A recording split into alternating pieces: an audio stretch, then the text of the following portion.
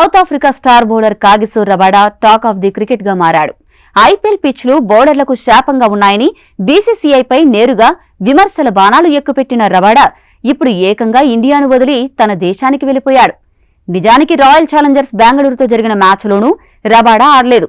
వ్యక్తిగత కారణాలతో రబాడా ఈ మ్యాచ్కు దూరమైనట్టు గుజరాత్ కెప్టెన్ గిల్ చెప్పాడు.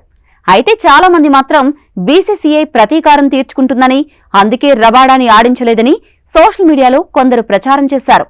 సరిగ్గా ఇదే సమయంలో అతను ఐపీఎల్ను వదిలి అర్ధాంతరంగా సౌత్ ఆఫ్రికా వెళ్లిపోయాడు.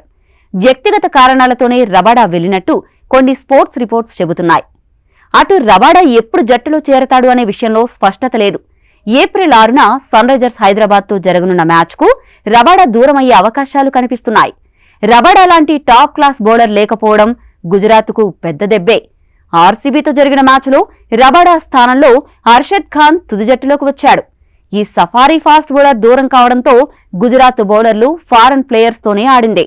ఐపీఎల్ 2025 మెగా ఆక్షన్లో గుజరాత్ టైటాన్స్ 10.75 కోట్ల రూపాయలకు రబాడాను దక్కించుకుంది.